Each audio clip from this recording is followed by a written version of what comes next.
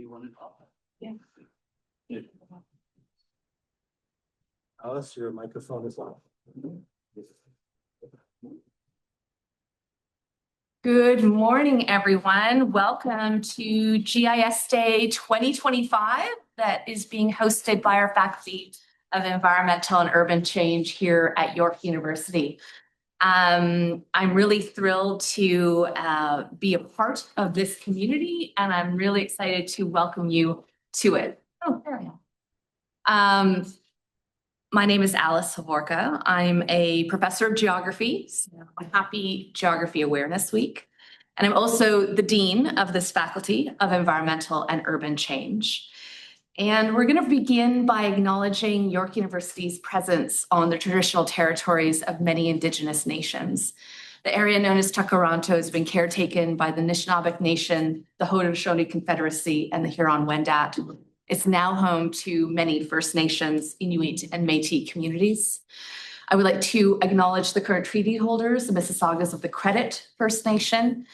And this area is subject of the Dish with One Spoon Wampum Belt Covenant, which is an agreement to peaceably share the Great Lakes region. I also wanted to mention that normally York University is a blue community, which means that we don't serve bottled water. However, we have joined forces with a number of Indigenous communities to support FN Clean Water, to advocate for water access, potable water access to Indigenous communities. So that is why we're serving water out of cans today. So who's joining us today? All of you are in the room, and we're also live streaming. So we're going to see some folks joining us from online, joining us remotely, and a number of our speakers are going to be here in person today. We have about 150 to 200 folks that are registered, and so you'll see people trickling in and out during the day. We have a full session. We have some incredible VIP speakers. And in the audience, we have both virtually and in the room, we have high school students, we have university students, we have staff, teachers, educators, professors, industry experts, folks from the military, folks from the public sector, not-for-profit sector. And it's really exciting to bring us all together in this community of practice that is excited to learn about and to engage with geographic information systems. So we are your host, the Faculty of Environmental and Urban Change. And there was a quote up just a moment ago that talks about why we were created. We're a mission-driven faculty here at York University, and we're a group of geographers and environmental scientists, scholars, and of course, geomatics scientists who are working for a more just and sustainable future. I will say that we're enormously proud of our geographic knowledge that is produced here through our incredible world-renowned scholars and scientists. We're ranked number 2 in Ontario and number 4 in Canada for the QS, the academic QS subject rankings. We're incredibly proud of that, and it means that our research is having an impact not just on scholarship and scientific research, but on communities and on policymaking and planning, policy and planning circles. So we're really excited to have you here. And I will say that for anyone that's interested in joining our faculty, we have a number of exciting programs that have geomatics and GIS woven all the way through it through our geomatics certificate. But we have global geography, environmental science, environmental arts and justice, cities, regions, and planning, and sustainable environmental management. So there are a range of ways that you can get involved with GIS and involved with our faculty. And we do hope that this is a moment where we can use it as a springboard for more conversations moving forward. Okay, so what are we doing here today? We are learning about geographic information systems from an incredible lineup of speakers. I mean, these are VIPers across the board, no pressure speakers.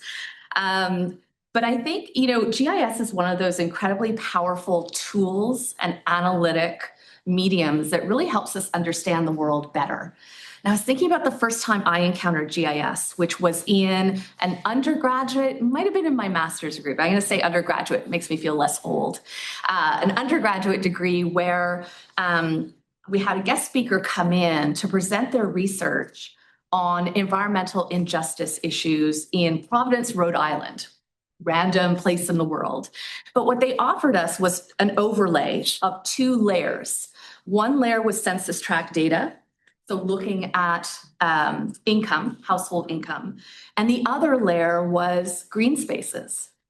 And what happened when you put those together, you could absolutely see a causal relationship, a correlation between green spaces and income. And what did it reveal? That the higher income neighborhood you lived in, the more green space you had. So that was my first light bulb moment with GIS. And I went, whoa, the power of maps, the power of spatial data is exactly what we're here to get excited about, if you're not excited already. So I'm going to introduce our first speakers, and they can slowly make their way to the podium. So ESRI, or sorry, I keep saying ESRI, Esri Canada. Sometimes they spell it out, sometimes they don't.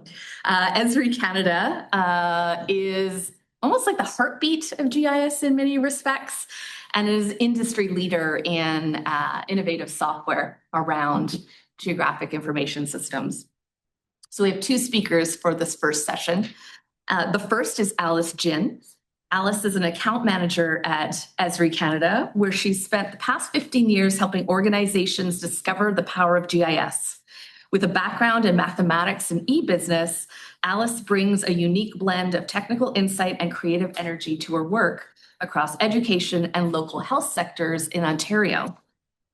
Alice is the creator of GIS Web Cafes and the internal on-air talk show.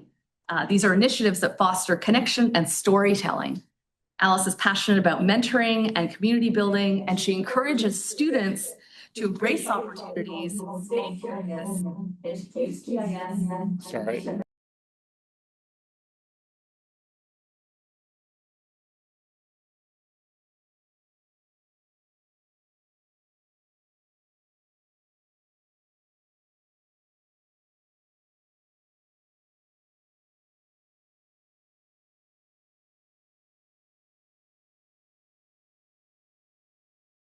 Of locational analysis through the world of spatial intelligence, through blending of GIS and business intelligence.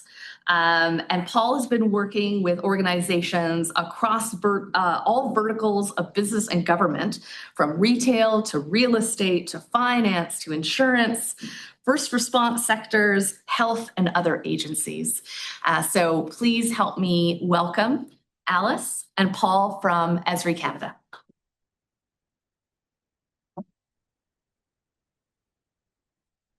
Hello, everybody. I have a loud voice, so hopefully everyone can hear me. It's just a quick show of hands. Who doesn't know what GIS is and Esri is after all that? Okay, good. How many students are from engineering here? Okay, one. How many students from health here? And everybody else is high school and industry leaders? Okay, great. So there's like a million map stories to tell. So the one I'm going to tell today involves a municipality and a high school teacher and high school students about how their project impact with community building. So I want to play that video right now.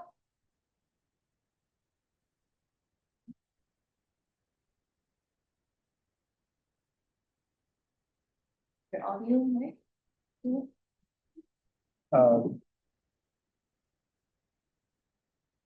You have to say share audio before you share.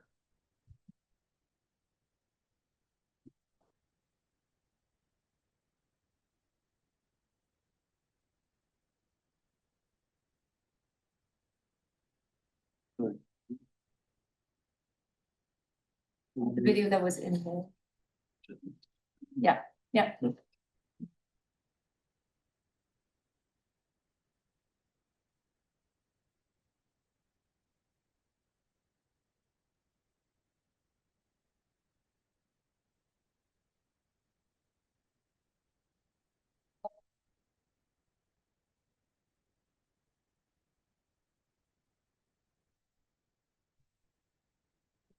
This always happens when there's an in-person event and we're live streaming. So we're trying to make sure that there's voice happening.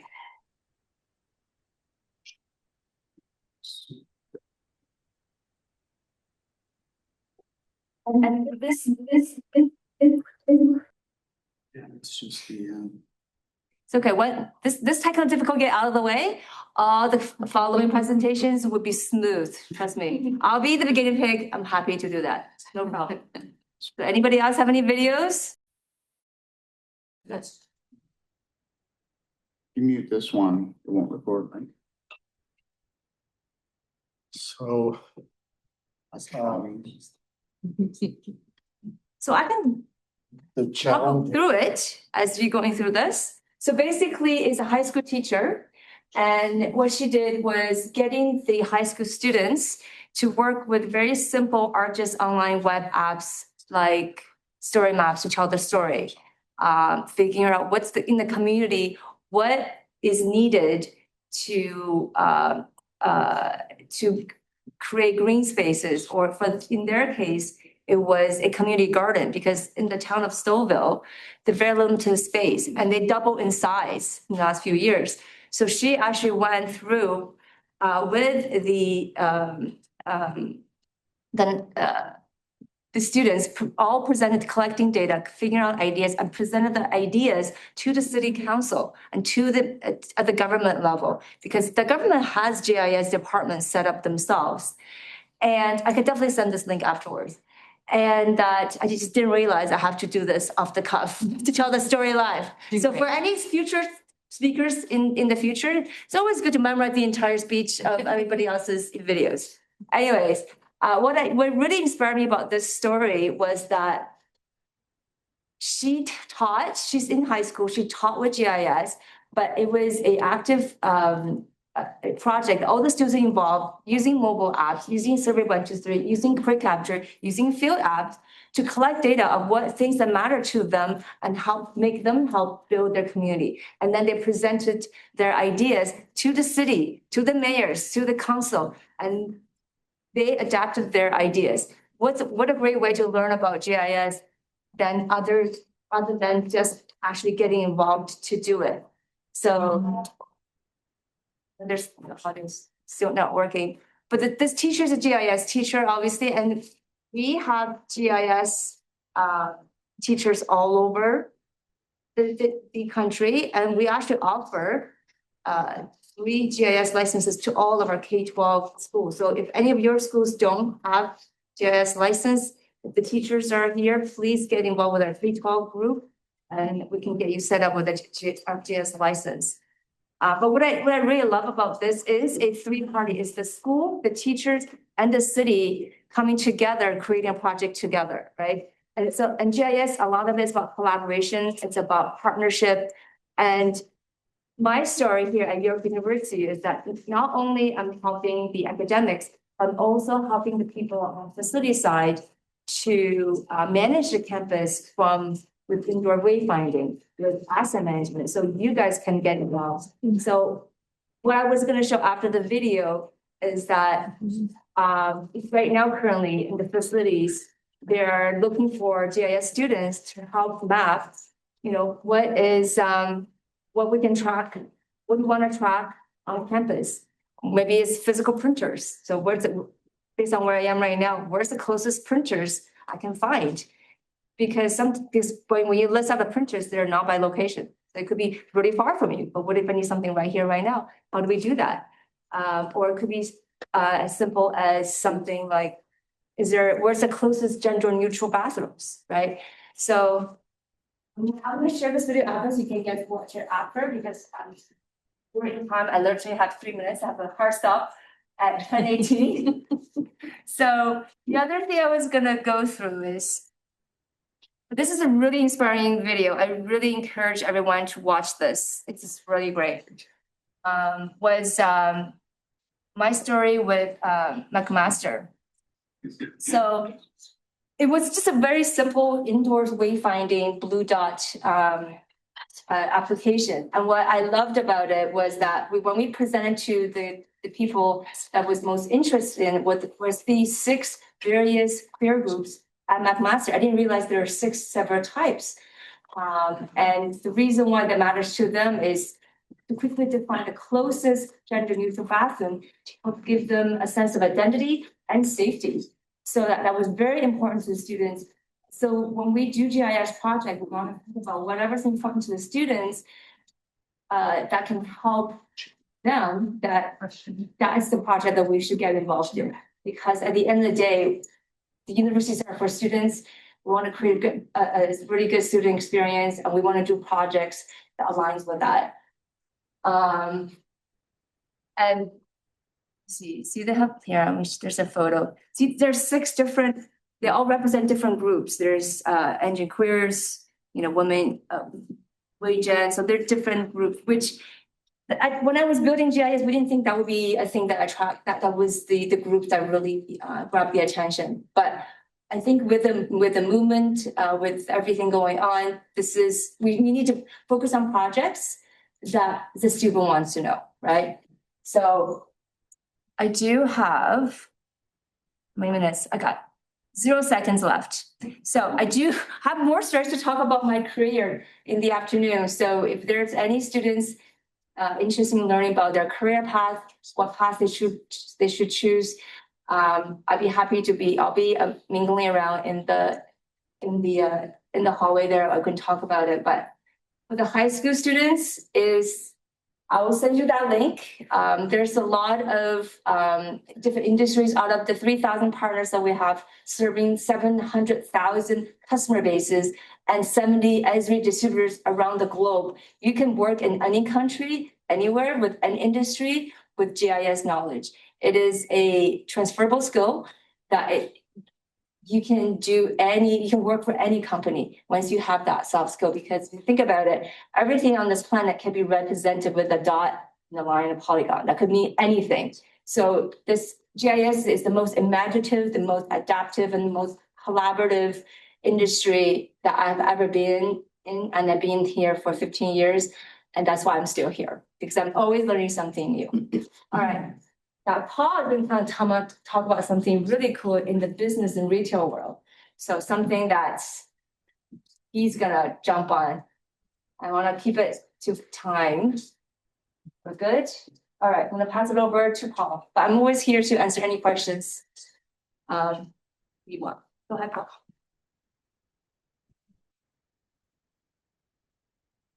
So my world is a little bit different sometimes from traditional GIS. I've been doing this for 20 years. So when you say you have done this for 2 decades, you kind of feel old in this. And areas I kind of started out on the client side, home hardware, doing their analytical work, joined what was a competitor, MapInfo.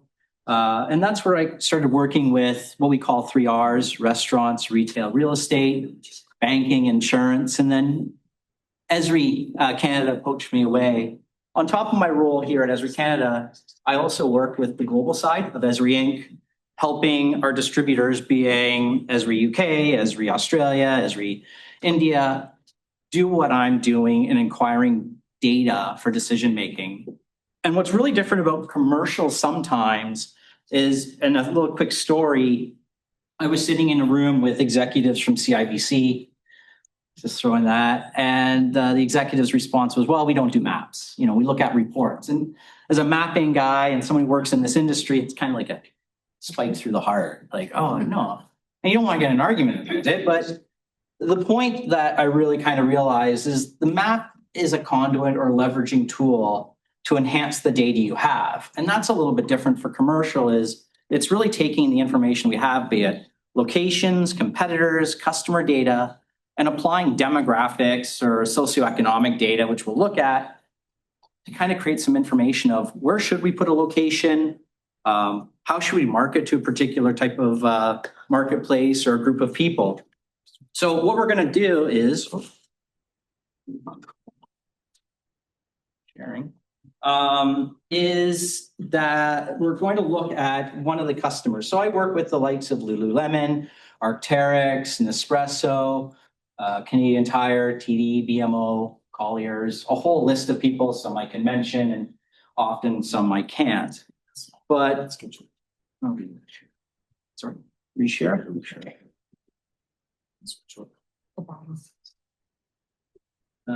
to be presenter. Yeah. Yeah, okay. So what we're really gonna look at is a simple use case of how a retailer has leveraged GIS technology in finding information and decision making. So, let's see.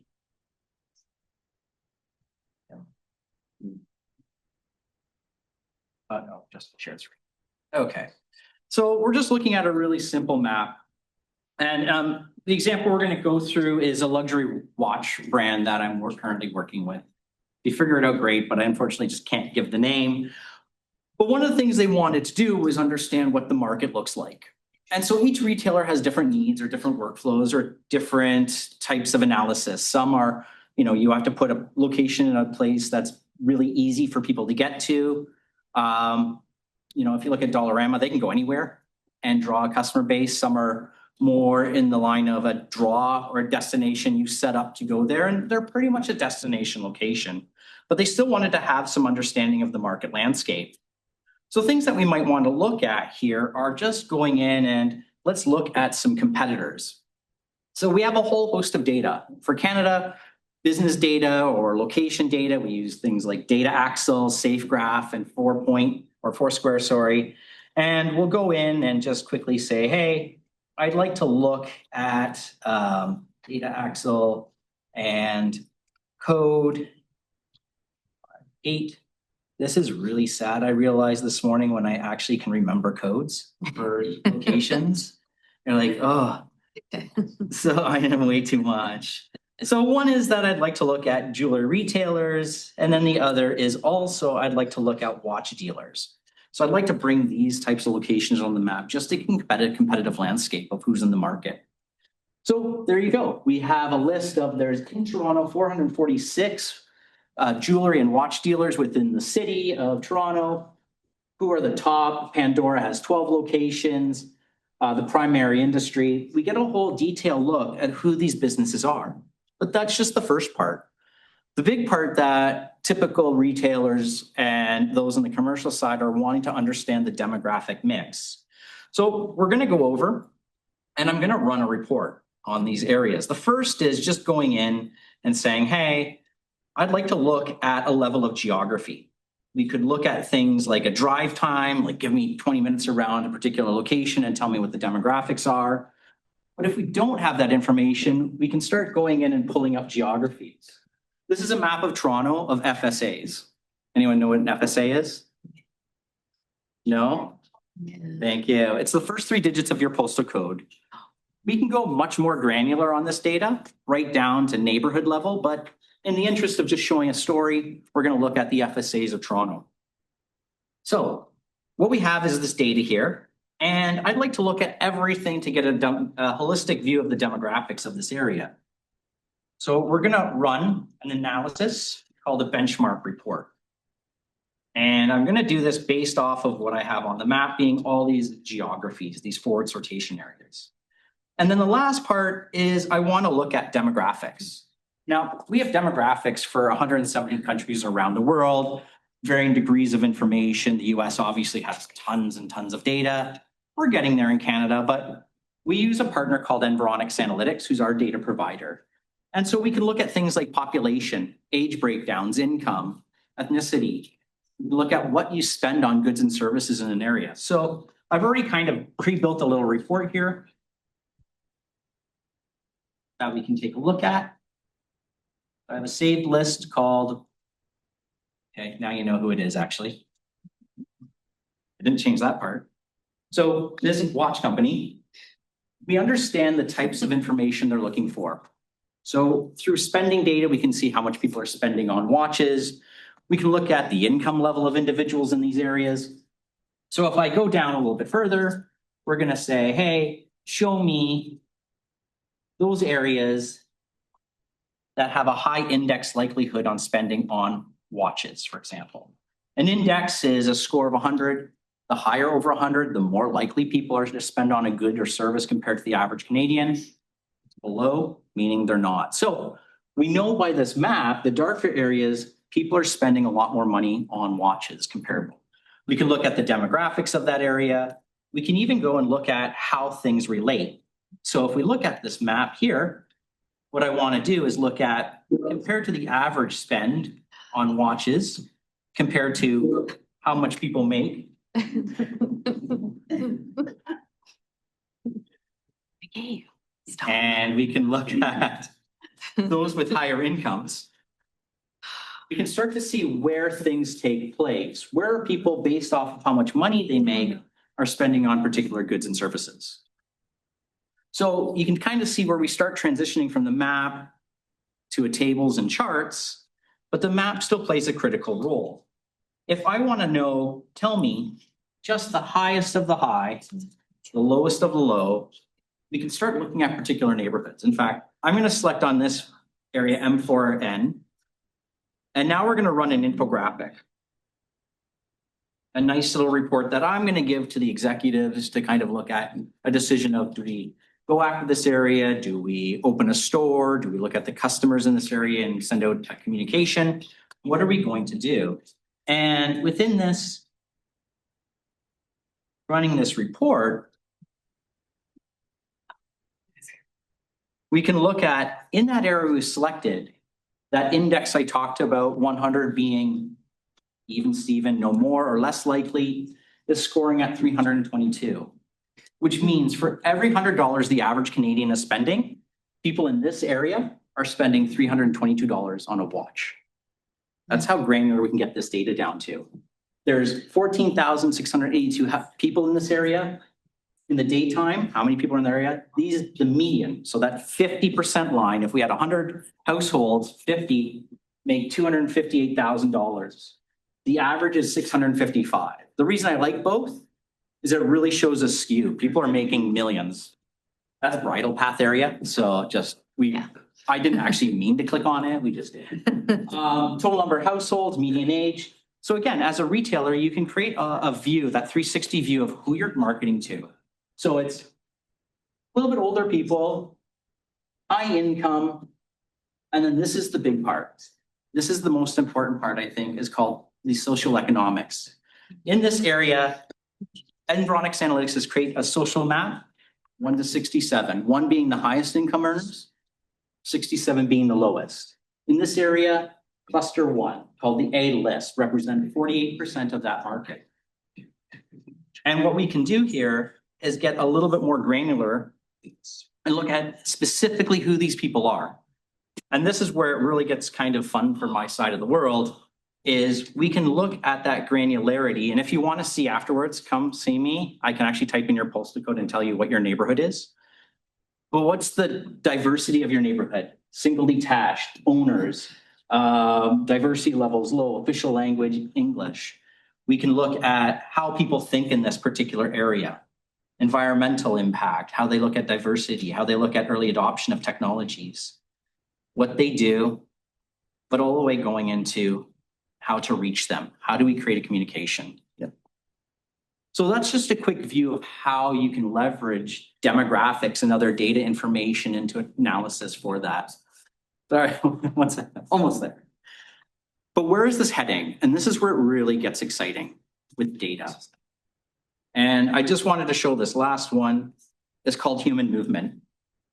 By leveraging mobile devices, you're sharing data not through necessarily the cellular data, it's your GPS. So if you're on apps, TikTok, Instagram, Facebook, LinkedIn, you're sharing your location if you haven't opted out. And that's constantly sending pings, not through the cellular carrier, but your GIS pings. And so what we have here is human movement data. We're showing a map around this asset, this mall in Delta, BC.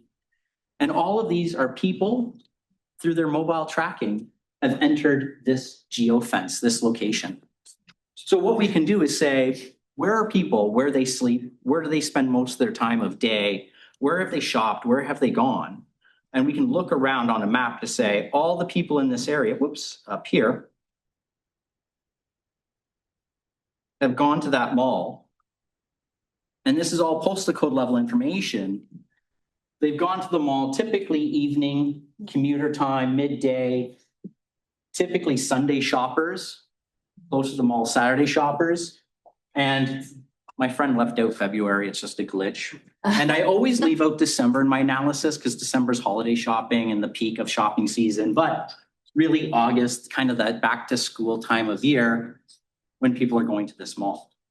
So how things have changed for me over the generations of working with data was just taking simple drive times or polygons and looking at the demographics of an area. Now we're able to actually look exactly at who's coming to that location through cellular mobile tracking. It's still PII, personal identifiable information compliant, but we can start to see where clusters exist of where people are coming to through mall. And with that, I went a minute over, so. Let me 10 minutes for Q&A No, 5. or 5 minutes for Q&A so that the next speaker has 5 minutes to set up. Is that okay for everyone? Okay, so does anyone have any questions about anything both me and Paul have shown?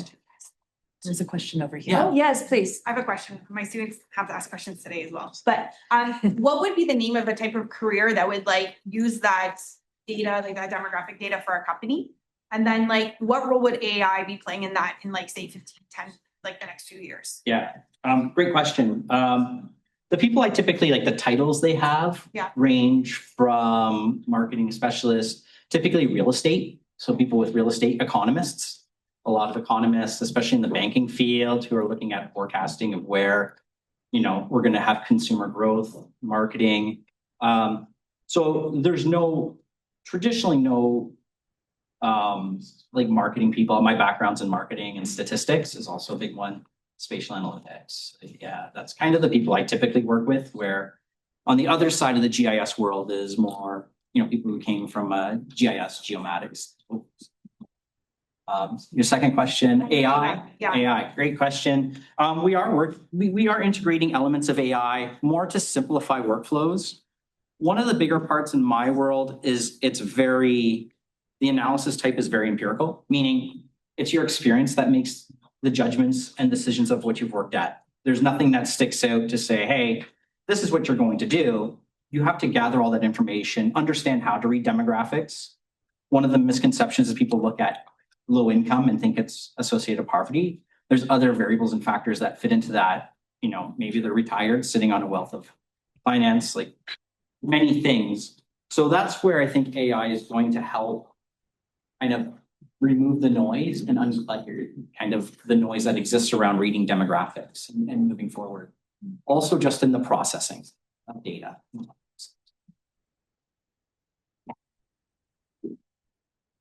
Any questions? Yes. Go ahead. You Are first. people aware that their statistics are being tracked?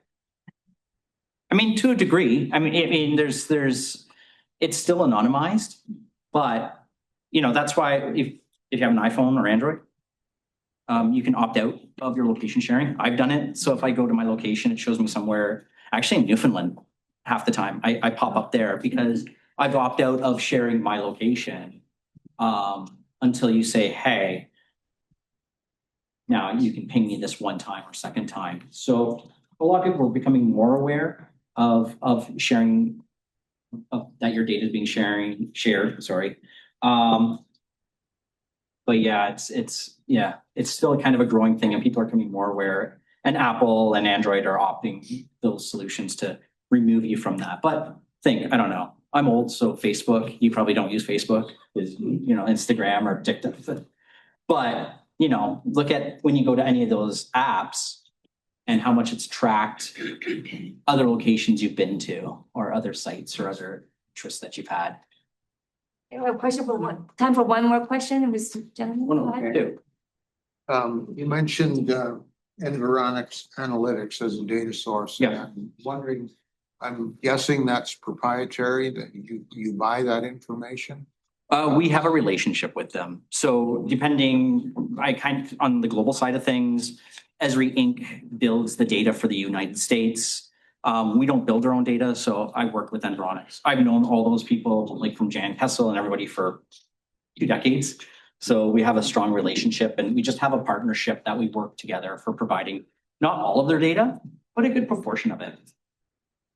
You had one question then. Yeah, I was just wondering, like, how do you get the information for like people's income and like who spends more where in these neighborhoods? Yeah, so the foundation of a lot of that comes from the census. So in Canada, we do the census on ones and sixes. So every, 2001, 2006, the US does it every 10 years. So the foundation is when you fill out the census, that's the base. Then organizations like Environics and other data providers go back. They look for missing values and asterisks within the data. Although the census is 100% to fill out, it's really about 3.4.7% that don't fill it out. So they have to backfill, and then they look at changes in data like building permit information to forecast out what's happening this year. So 3, 5, 10-year projections on where, and their estimates, statistical estimates, where things are going in the future for all those demographic variables. So yeah. Anyway, Thank you so much for following up. And those are some great questions, so keep them coming as we bring our next speaker and guest up to the front. So we're going to transition now to another industry speaker from Beware Inc. And so we are joined today by first Brian Boychuk. Welcome, Brian. Brian is a senior VP of sales and marketing at Beware Holdings Inc., where he's helped lead global go-to-market strategies for the company's low-power 5G IoT asset tracking solutions. Since joining Beware in its 2016 commercial startup, Brian has helped expand the company's partner ecosystem across telematics, construction, and mobile network operators. Brian holds a co-op diploma in business marketing from Fanshawe College, a BSc in statistics from Western University, and he brings over 35 years of experience, including building and scaling technology companies in the IoT sector. Brian is joined today by Megan Tice. Megan is the Director of Sales at Beware Inc. And with more than 20 years of experience in technology and channel sales, Megan drives strategic partnerships that help organizations improve visibility, efficiency, and sustainability through connected device innovation. Passionate advocate for collaboration and smart data, Megan has led national sales initiatives across industries, including logistics, utilities, and smart infrastructure. Please welcome Brian and Megan.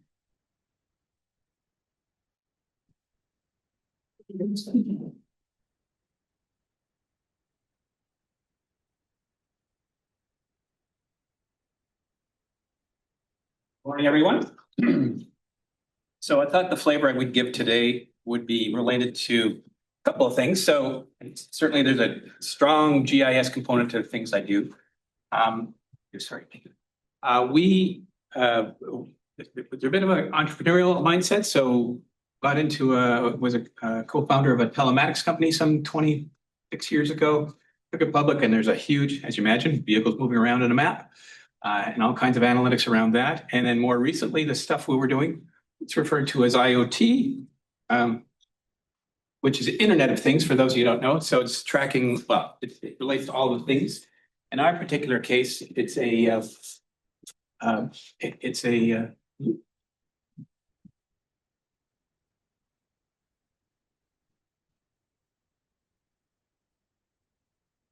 business to business. So we deal with businesses going to businesses. So we're going to next slide. So we do asset tracking. And so we keep referencing this thing called low power 5G, which I'll explain to you. And basically what's happened is every time a new network comes out, there's always this sort of technology inflection point that new things happen. You can do different things with different things. And in this case, you hear about the 5G piece. We play in this area called low power 5G, which has introduced a bunch of interesting possibilities. So this is an example of some of the devices that we will sell. And we work through a bunch of partners. We work through AT&T, we work through T-Mobile, we work with Bell Canada. We just signed a contract with Ford Pro, sells this stuff to their people. So we do a lot of supplying this kind of stuff, which they in turn take our data and put on their maps. But we also deal directly with end user customers. And we'll talk a little bit about some of the things that we track today. And Megan has worked with us for a number of years, and she's going to explain a couple of things that we did. Right, back to number 5. Yep. So my background, we started a company about 25 years ago. No revenue, worked a year and a half without any salary. We got it going, moved it up. We took it public. We sold it for about 38 million, about 2010 timeframe.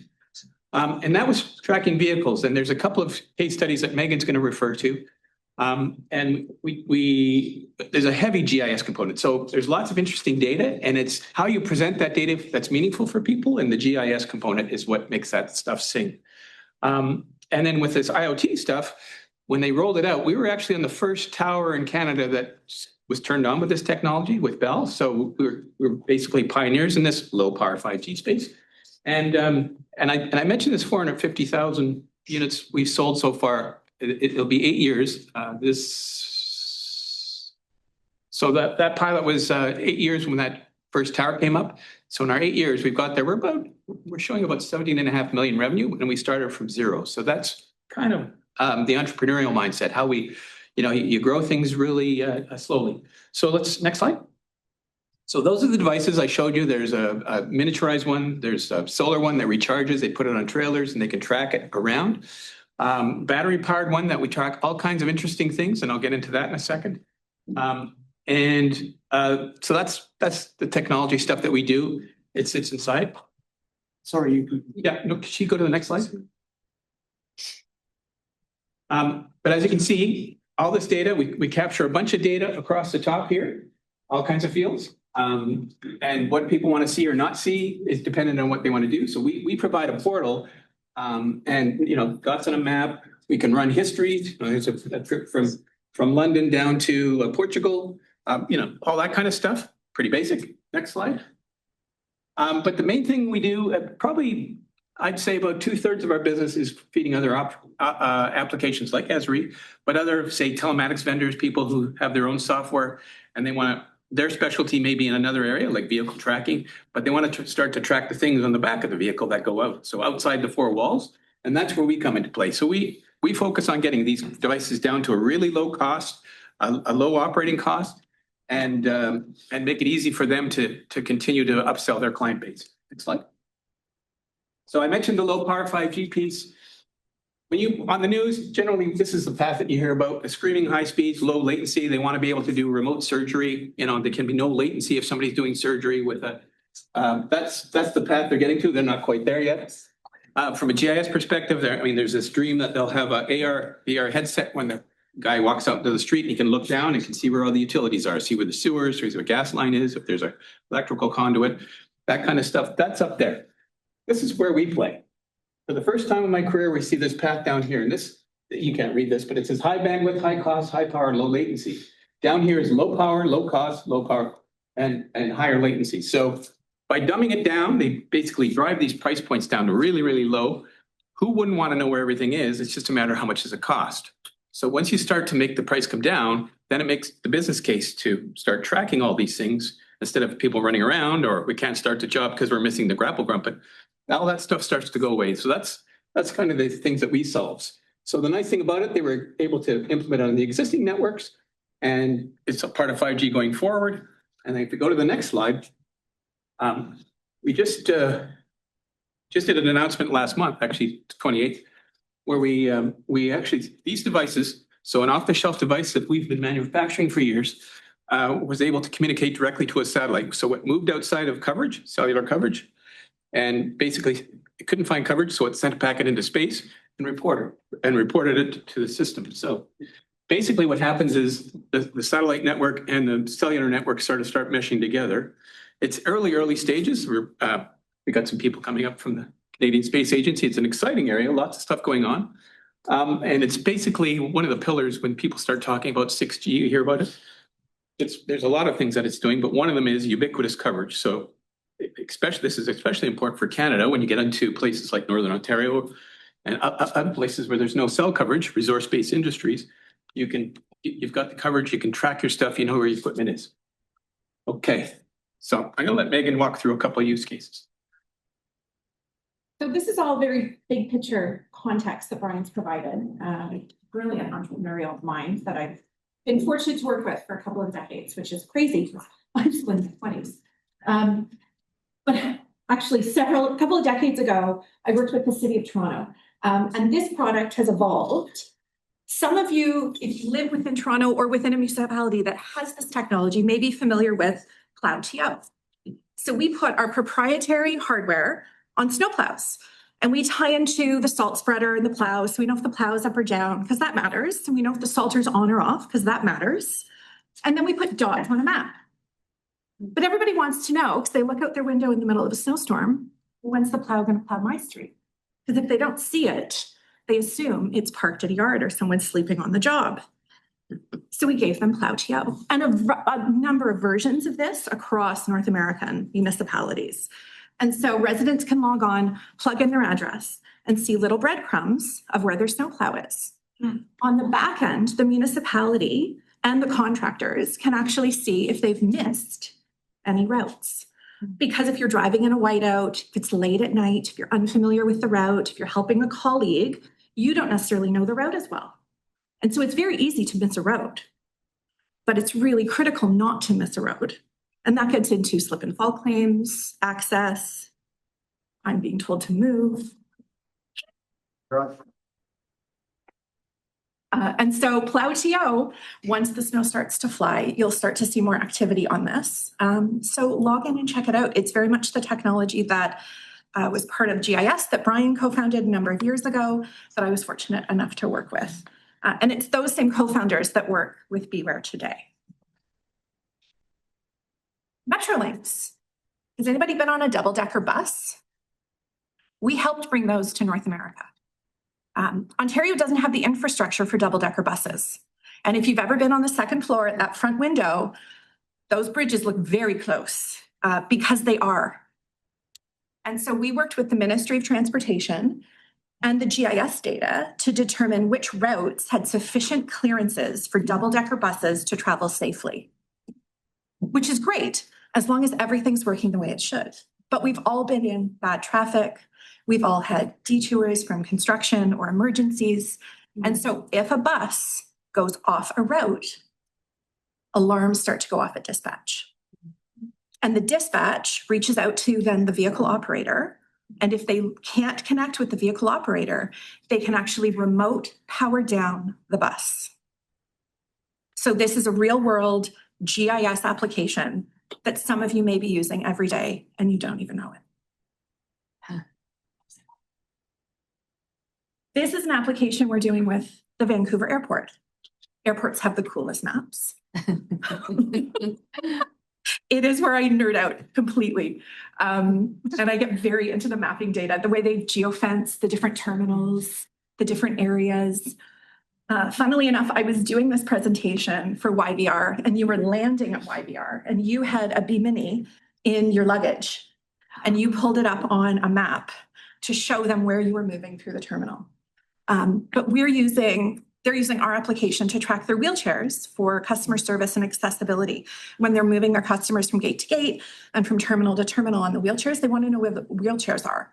And so our B-Mini tells them. They've also got the B-Mini on their scissor lifts when they're doing construction within the terminals and moving around.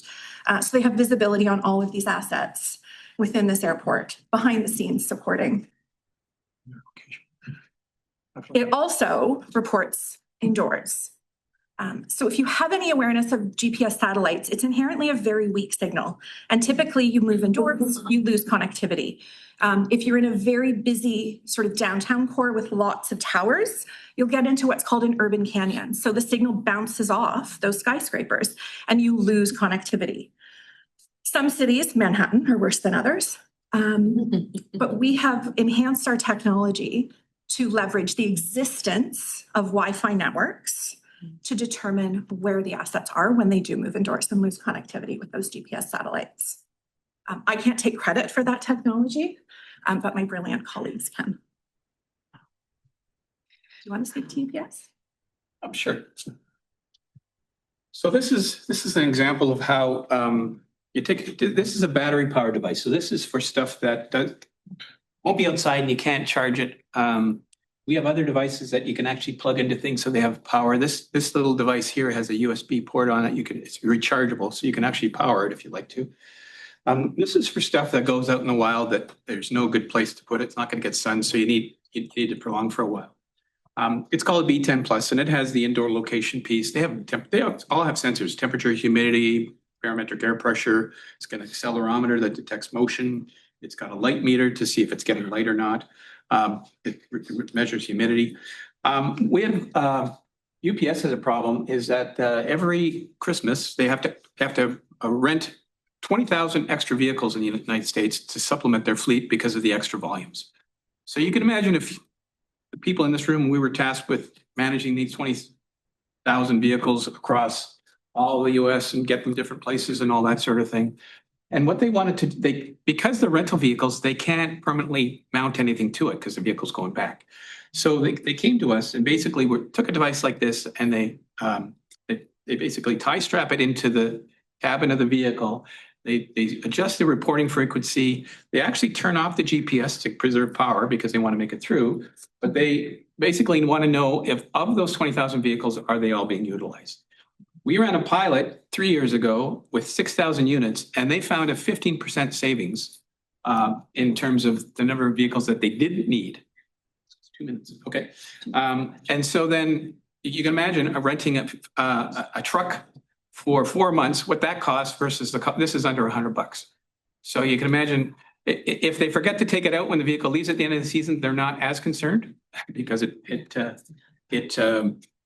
business case is there. But that's a simple application of technology. Next slide, Megan. Well, they also realize they're not using their full fleet. Some of the units are never leaving the geofences at their headquarters. So we do a report basically tied to the geofences, and we can tell if they've been outside the geofence or not. And basically, are they being used? Because some guys like to collect them. I've done it for years. I got 6 trucks and 2 of them sit the entire 4 months. That's gone away, and it's getting increasingly more competitive. So we can generate reports, GIS-based reporting. They've got all these special names. They rent from U-Haul, Budget, Penske, Ryder, that sort of thing. Okay, next slide. Almost there. Oh, this is a good one. Yeah. And so when you think of all the different things you can track, this one doesn't really leap to mind, but we actually use these things to track the equipment bags for the Kansas City Chiefs. So it's a backup for them because they had an incident 4 years ago or 4.5 years ago, where some bags were missing from the flight and they almost didn't have a couple of guys equipped for a game.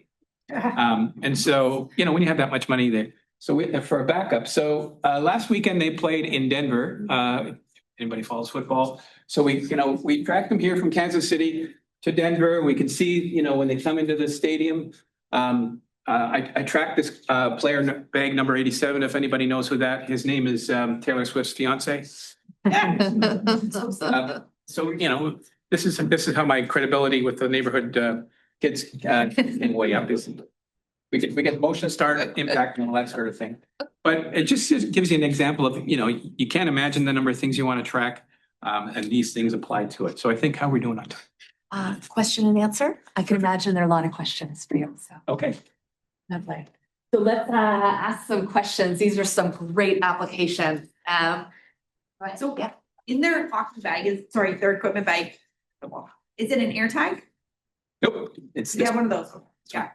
So an AirTag you can only do so many per phone, and it's not really for business to business. So it doesn't scale well is part of the challenge. So every professional football player generally has something like all their equipment's geotagged, I guess. Well, not all the equipment, but the bags are. And it's really a fail-safe for, they head to the airport and we can see them at the airport. And if something's not there that's supposed to be there, they'll know. I mean, it's not going to happen again based on it happening once, but they definitely didn't want it to happen again.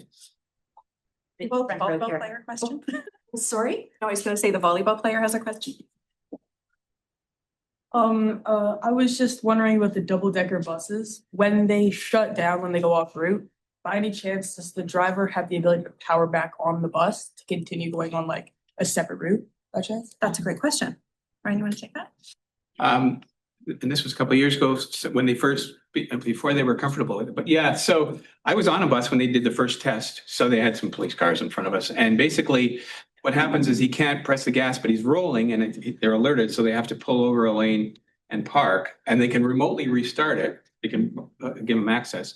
But the idea is until they figure out what's going on, like do not put me on the route, if they call and we're able to get a hold of them or get some sort of messaging, they might not do that. But as a last resort, they don't want somebody getting, their head cut off. Yeah. And it's worked. And are they using the same types of technology in school buses too? No, well, I don't know that they can disable buses. It's it's commensurate with that was a big investment moving to double-decker buses at the time. I think they're a lot more comfortable with what's going on. With school buses, there's different functionality I think people are using. Like there's more interest in finding out who goes on and who goes off, which is kind of more like the AirTag stuff that relates to a GPS. So I'm going to give some priority to students. Go ahead, please. Why are you interested in this, like tracking? Well, because so as an entrepreneur, people want to know things. So one of the markets we pursue is construction, and if I've been to some construction sites where you go in the backyard and there's buckets and everything's all over the place. And over the years, it's easy when there's only like 10 things or 20 things in the house, but if you're doing like 100 and 200 things, it starts to get hard, and they have paper and it takes them forever. And they have a job site and they have to stop a job. They got 10 guys on site because they're missing something. And then everybody says, you know where it is? Oh, Wojciech has it, but he's at the dentist today. So, well, somebody else know where it is? Oh, I don't know. So that wastes time. So if they know where everything is, it allows them to keep the customer happy and keeps their guys working rather than standing around not making money. So it's a business opportunity. So we saw the technology.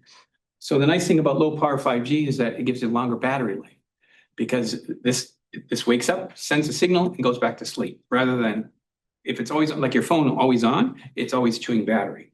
So how do I take a small device like this and make the battery last for 5 years instead of 2-3 days? And that's how they do it.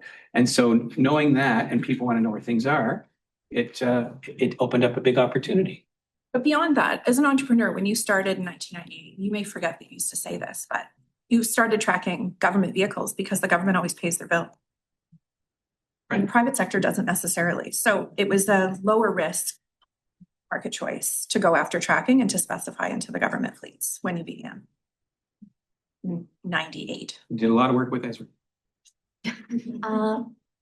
How do you leverage your data to find like where and who to market your products to? That's a little tougher question. So we want to really lean and work through partners. So we have AT&T and T-Mobile and people like Bell, and they have all these relationships. So if I work through them, they tend to have a lot more relationships than I do. So that's where a lot of our business comes through. Because I come from the telematics space, I knew the problems that people who have telematics companies had. So that was sort of the first area we did. And then you start bumping into all these different ideas, like a company manufactures these fiber optic cables on these giant reels. It's one thing to know where the location is, but what they want to know is also, are they consuming the product? So we basically did an 8-month project to figure out how to capture rotations and backwards and forwards to give them an estimate how much product was on those things. So that not only do they know where they are in case they get stolen, but they also have an idea of what the consumption is. So the salespeople will know that it's, in terms of the order queue, Toronto Hydro is going to need more of that particular type of cable. So I'm going to offer our York alumni a final question, and I'm hoping that our guests that are coming online are soon to be ready. Thank you, and good morning. As a secondary geography teacher and parent, I see an application or an opportunity to work with schools in the realm of safe schools. This technology being used in the future when we construct new, more sustainable schools, where we're not monitoring and tracking, but maybe encouraging a more hospitable environment in terms of traffic flows. At our school, we have over 2,000 students, and I know it should be a priority to understand where the students are going. Maybe it could be affiliated with attendance and dates, in terms of overall efficiency. Just like a city needs to be efficient, and certain schools, because of their size and location, could use this technology as a shift in thinking differently in terms of where our kids are during the day and are they going to class, and tracking their mobility, not for anything other than for student success and peace of mind. Okay, question. So, so I think the long answer is yes. I think much like the opportunity that presented ourselves when this technology inflection happened, where we can sell devices to track a lot more things than we did before, but then we're running into other stuff that lower level that doesn't have a cell. So Megan introduced the indoor location piece. So basically, talking about the phone data, the indoor location. When you come indoors with your phone, you want to order Uber. We're not getting we might get it here with the windows, but in the hallway we might not. And so what Apple and Google do, and the other guys, is that they pick up the Wi-Fi access points, and there's a MAC address associated with that. So when you go to your neighbors and you see all those addresses, you can't connect to them all, but you can see them, and it detects those signal strengths and decides that you're this part of the building. So places like airports and hospitals do a really good job of pinpointing the location. I mean, so that's going to be an evolution. So when that becomes available, things like air tags and other kinds of functionality in terms of, that can pinpoint location more accurately, and they'll start to get involved. So short answer is probably not too soon, but it's coming. It's coming. Please join me in thanking Megan and Brian.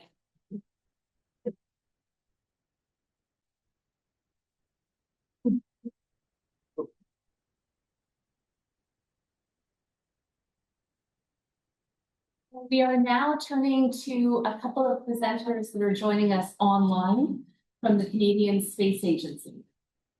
Our first speaker is Dalia Launby. Since 2022, Dalia has been working at the Canadian Space Agency as a mission planner and commercialization officer, contributing to numerous Earth observation projects that have raised the profile of the Canadian Space Agency internationally. Dalia graduated from the Université de Montréal in 2021 with a bachelor's degree in geography, specializing in geomatics. She holds a master's degree in forest ecology from the Université de Montréal in partnership with the Université du Québec on Habitati Témiscamingue. Dalia has contributed to several research projects focused on the application of geomatics and remote sensing in various terrestrial environments, particularly forested and coastal areas. Her work has helped assess the impact of coastal erosion on Quebec's territory and shed light on how forest roads affect Canada's overall carbon value. Our second speaker is Lucy Viciano. Lucy started her career as a consultant in the space sector, supporting institutional and private sector clients in the Earth observation and SATCOM industry. Lucia's advisory role led her to undertake market research, strategic investments, due diligence, and business development activities for clients in Europe, North America, and Canada. He then transitioned to the environmental sector, working for a reforestation carbon offsetting startup, an academic sustainability office, and decarbonization and sustainability mainstreaming advisory consultancy before joining the Canadian Space Agency. Lucy graduated from King's College of London in 2003 with a bachelor's degree in geography, followed by a master's in remote sensing from the University College London in 2004. Please join me in welcoming Dalia and Lucy to the Canadian Space Agency.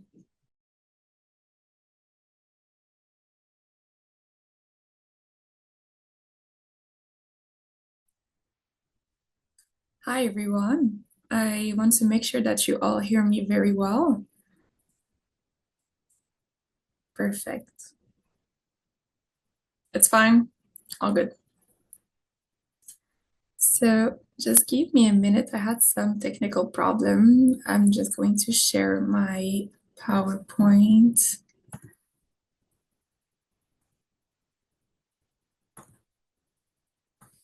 Oh my God. Okay, there we go.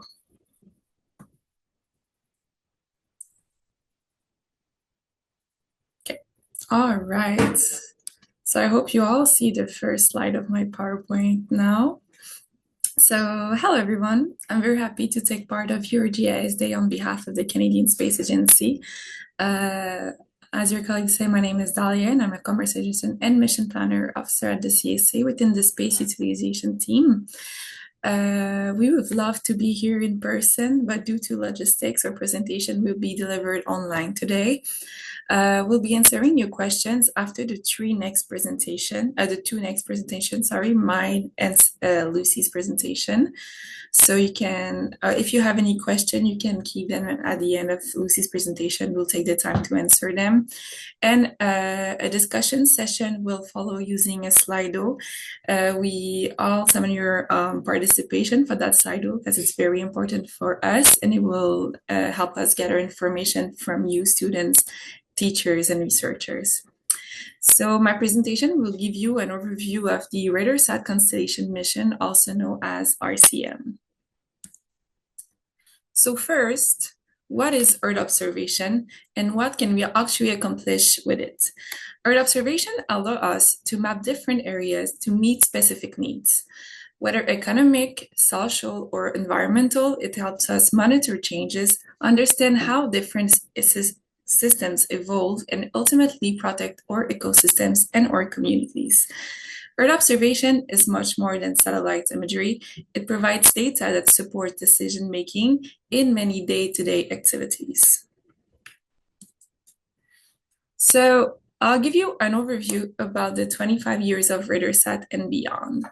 So the RadarSat program started with RadarSat 1, which operated from 1995 to 2013. Then came RadarSat 2 that was launched in 2007, which is still active today. And now we have the RadarSat Constellation Mission, RCM, which has been operating since 2019. So each satellite generation is different. For example, we went from a 24-day revisit cycle with R1 and R2. And now with RCM, we have 4 days revisit cycle, which makes a huge difference when responding to urgent needs such as natural disaster. So the RadarSat program has confirmed Canadian leadership in space-based SAR, established the radar brand name around the world, and established a Canadian presence in the global space EO ecosystem. So now I'll show you a little quick video that introduces RCM. I think it's way better than me explaining for 15 minutes what is that constellation mission. So I'll share the video in 2 seconds. Okay.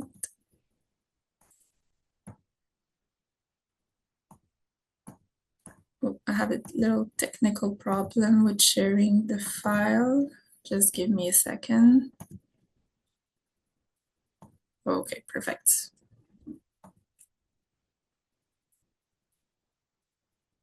All right. So where is my Zoom? Just a second.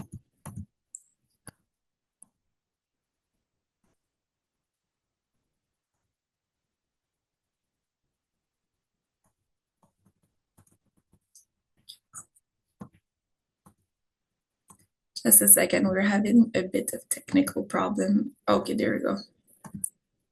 So I will share my screen back now.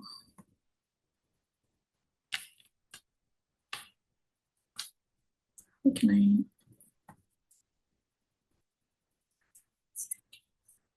Okay. Oh no, it's fine. Okay, perfect. So I'll show you the video now. Tell me if you hear it.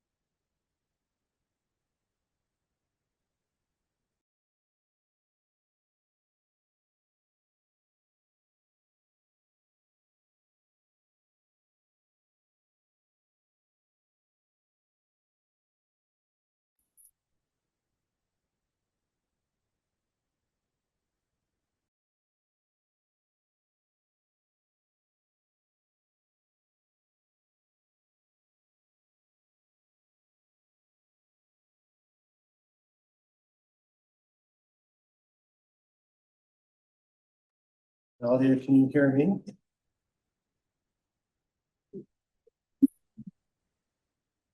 Nadia, you need to unmute for us to hear your audio. Sorry?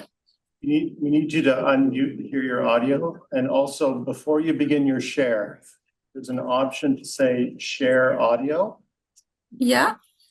And that means that it's playing the video directly through the Zoom call. Okay. So it's share audio. I do not see the possibilities to share audio. I only see share, and that's it. Okay. So you do not hear the video? Would you like to send me the link to the video in chat and I can share it here? Sure.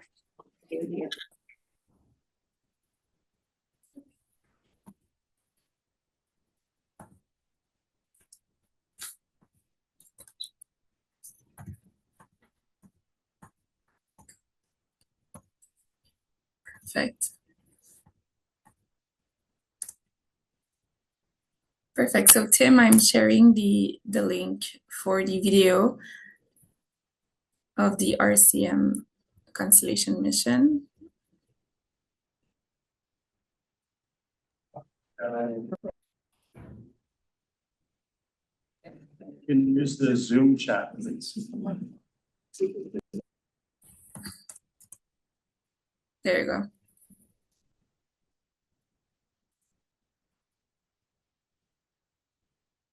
Thank you.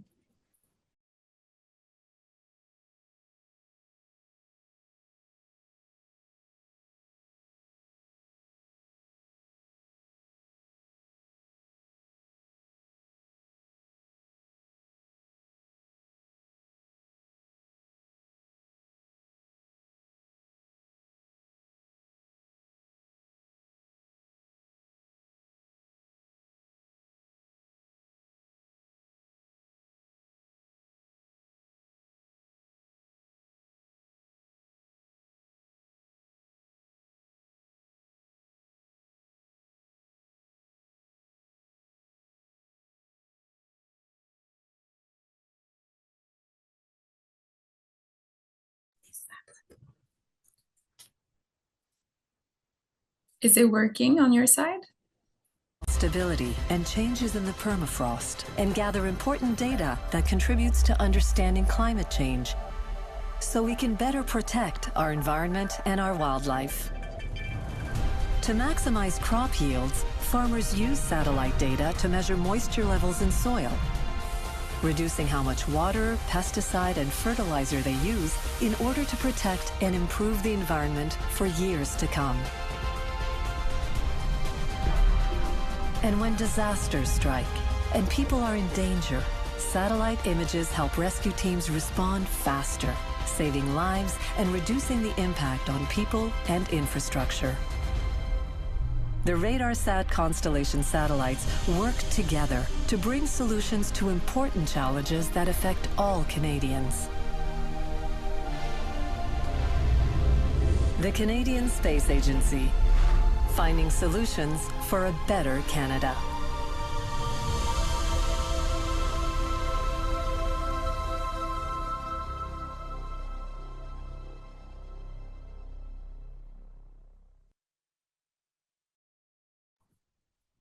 Thank you so much. So sorry for the technical problems that we had with the video. We're not used to use Zoom, so it's new for us.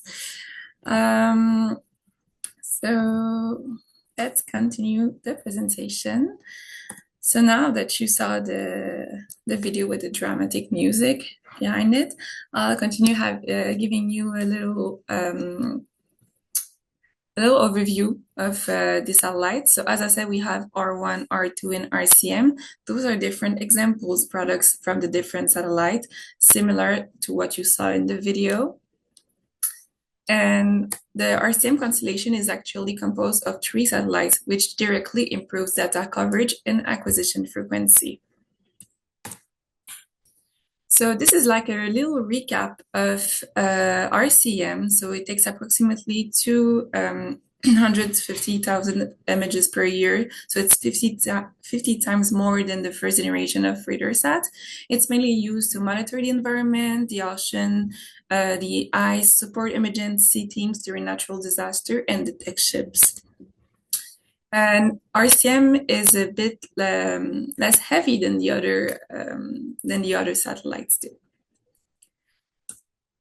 So this on March 30, 2020, in 2023, RCM captured its 1 millionth image of Earth, a little more than 3 years after the start of its operation. So we had little joke at work. We were trying to guess when was the 1 millionth image.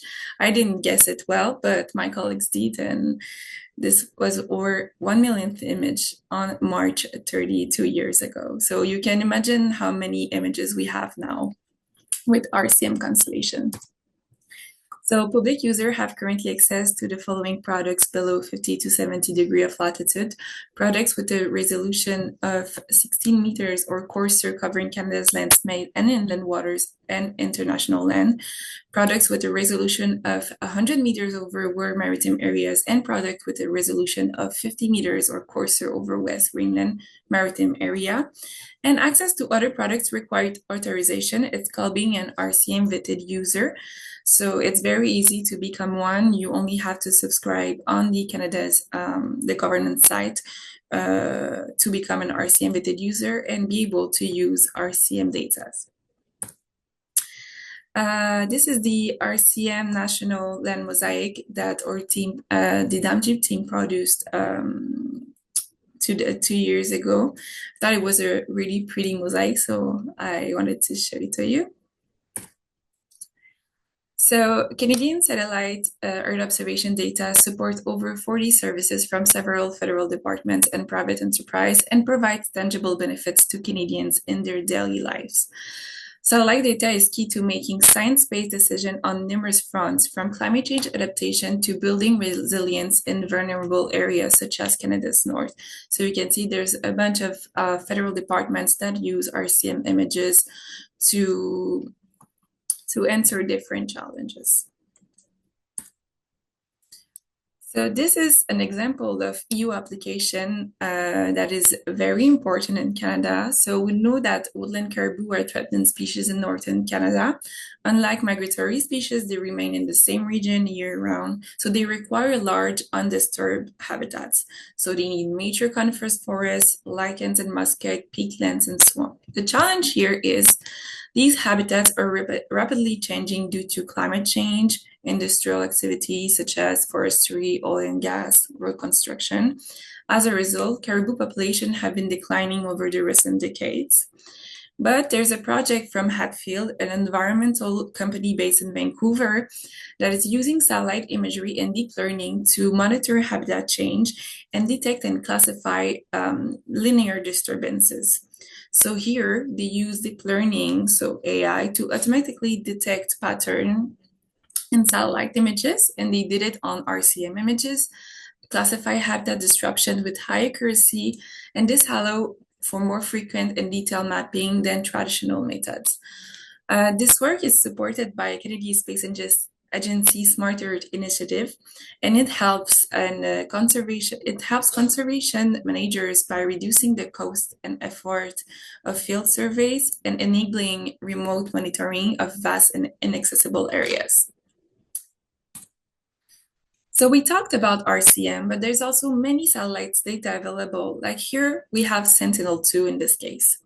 So that's that is a great example of the wildfire that happened in Saskatchewan in Wayaquin. So on May 26, 2025, so this year, wildfire known as Ditch 02 was first reported near Wayaquin, a small hamlet in central Saskatchewan.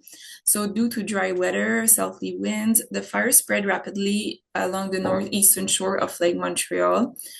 Then that wildfire became out of control and the community of Wayaquin was evacuated and firefighters from Montreal Lake Cree helped save some part of the hamlet.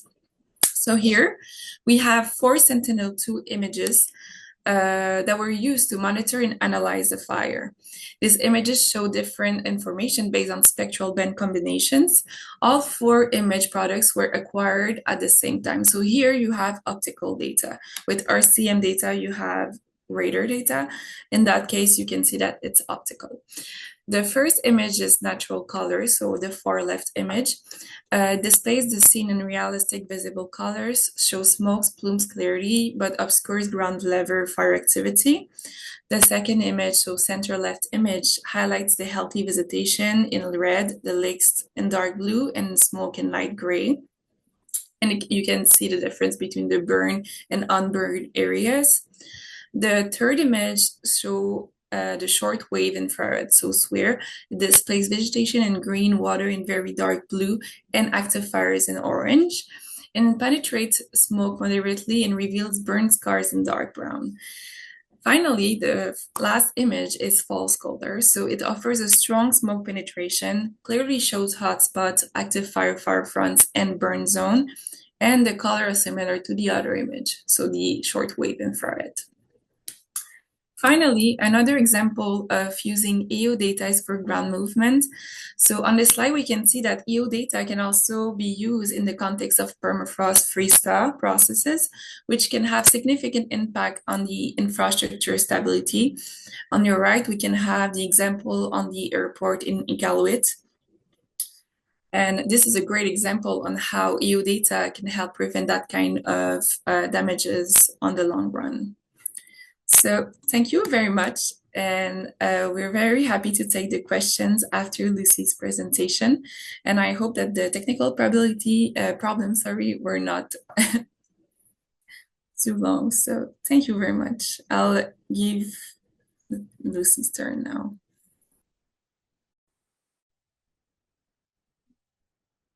Thank you, Dalia. Let me try and share my screen now. Is that okay for everyone?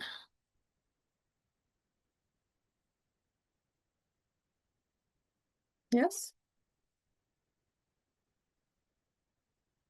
All good? I'll take that as a yes. Yes, All we right. can see it. Thank you. Okay, good. So thank you for being here. My name's Lucy. I'm an Earth Observation Program Officer and in charge of biodiversity activities at the CSA. Hopefully my sound will come through to you okay, because on my side it's not. So please let me know if there's any problems. So I'll be giving you some information about myself and my role and the role of my team at the CSA. Also, I'll be touching on what we are doing at the CSA and within the Government of Canada family in regards to biodiversity, and giving some examples throughout. So in the introduction, it was my sort of career synopsis was given. I just wanted to sort of give a little recap here. So I had a background in geography and remote sensing, and then started my career in consulting, in space and Earth observation consulting back in the UK.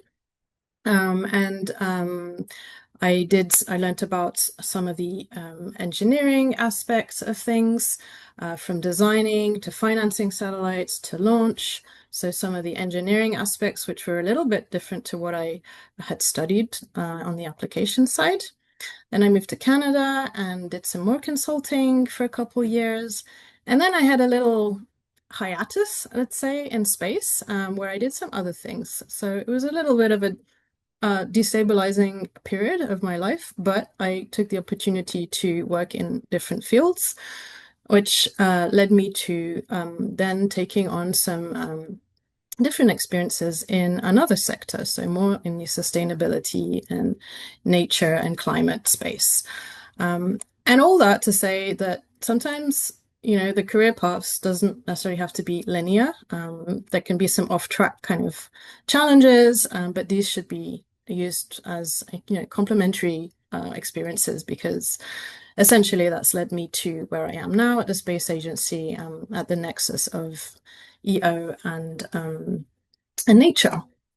So where am I now? Well, Dalia and I are sitting under the Ministry of Innovation, Science and Industry. And then if you kind of flow down the org chart, we're in the space utilization branch of the space agency. And more particularly, we're in the team that looks at how to use space data. So the space utilization team, and more specifically in the application development sub-team, if you want, which is called Smart Earth. So that team does four things. So first and foremost, we really want to accelerate the innovation linked to satellite Earth observation data use. So for instance, Dalia showed some examples about, what Earth observation can be used for. So you start with, a concept. So what can it be used for? And then you kind of move it into like, well, how can it be used? Like, what does it take to acquire the data and then use the right bands and the right coding, etc., to come up with a nice pretty map at the end of it? Will it work? So this is like part of the application evolution of how you turn data into usable products. And our team basically wants to stimulate the uptake of space data. And by doing so, inevitably, it enables some collaboration and enhancement of human capacities. Just wanted you to look and think a little bit about the next three images and think about what they represent to you. So first, these are three images using Sentinel-2, which is a multispectral optical sensor. So these images, you have this one, which is of a terrestrial inland kind of scene where you can see, perhaps you can recognize some agricultural fields, you can see some lakes, some rivers, and some different vegetation type. The second one, a little bit different. It's a lake, a beautiful lake in Ontario, where you can see some color, different color in the lakes, presumably linked to some sedimentation and other organic or chemicals happening there. And then the last one is taken in the north of Canada, around Nunavut, where you can see through the animation a seasonal variation. So the different changing of the ice pattern across the year. So all these three images basically show you pretty much, they have one thing in common, is that they're all habitats in a way. They're all homes for living species, where be it plant or animal. And unfortunately, many, for various reasons, we have many animals and many species and many plants that are increasingly at risk of being extinct or degraded and disappearing, not just in Canada, but globally. So this is one of the reasons why we wanted to do something about that at the CSA, and I'm going to talk you through a little bit about how the CSA is involved through our Smart Earth project funding. And I'll explain what our team does and what satellite Earth observation can do for nature through two key examples, the Samba projects and the tropical forest example at the end. Does this sound still all good? So. Yes, it's good. Thank you. Good. So quickly again, Smart Earth is the team that funds projects so that a variety of organizations, be it companies, academic institutions, governments can learn and better integrate satellite data into everyday life, into their day jobs. So we want people to develop applications using satellite EO. And I'll give you some examples in a minute. And over the past 5 years, we've provided a total of around $30 million in funding that's been distributed over 100 projects now. This is an old slide, and that has involved hundreds of organizations, including highly qualified personnel. So that includes students like at the master's level and up who get involved in these projects. The first one I want to talk about quickly is the Smart Whales project. So this is a project that was initiated in 2020, where the government of Canada invested over $5 million to 5 companies to advance the development of solutions that could help detect and monitor the presence of North Atlantic right whales in Canadian waters, specifically on the East Coast, and predict their movements. So how did that come about? So because like Fisheries and Oceans Canada and Transport Canada were witnessing collisions between the whales and the boats, and they wanted to know more about the migration patterns of the whales. So we got together with them and came out with this funding where projects fell into 2 streams. One was to detect and monitor the whales, and the other one was to predict and model the behavior and movement in their habitats. So the projects use different forms of satellite data, radar and optical and other complementary data sets to observe clues indicating the presence of the whales. For instance, you may want to look up biogenic slicks, which are sort of compounds, natural compounds that the whales release that kind of end up looking like oil on the water surface. So that could be observed from space.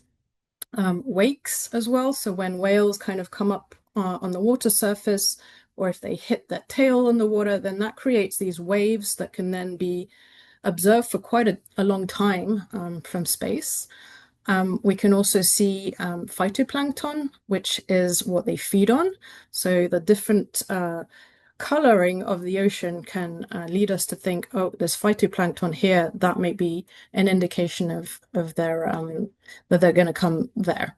And of course, with very high resolution imagery, you can also, if the timing is good enough, if you're lucky, you can. There was a few whales, individual whales that were captured, and you can recognize them because of the callosities that they have. So it's kind of like scars that identify the individual whales.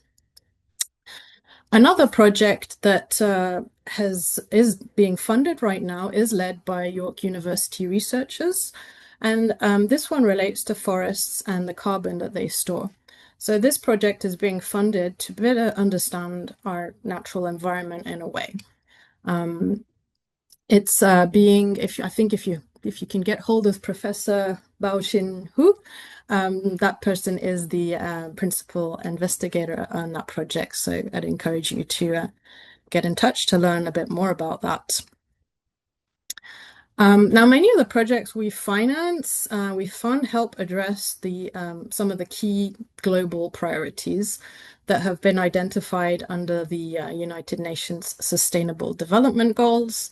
And when we're looking at biodiversity, we can think of SDGs number 14 and 15 in particular, which are linked to life on Earth and below the water. But in addition to that, a few years ago, Canada signed up to the Global Biodiversity Framework, and that has its own set of 23 targets dedicated to ensuring that we reach key nature protection and stewardship goals in the coming years. So how does Earth observation specifically help address these goals?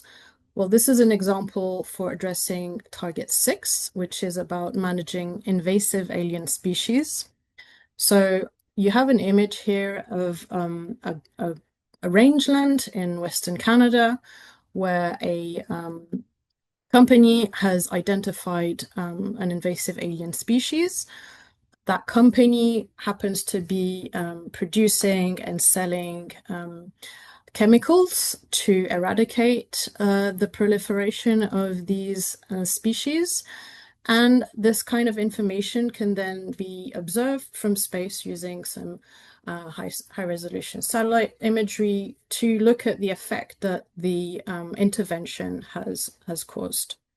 So very clear before and after picture post-treatment. Here's another example about a way to address target 8, which is about climate change and biodiversity. So one of the indicators associated with this target is water quantity because of the links between climate change and biodiversity. So we have the CSA contributed to an instrument aboard the SWAT mission, which is the surface water mission.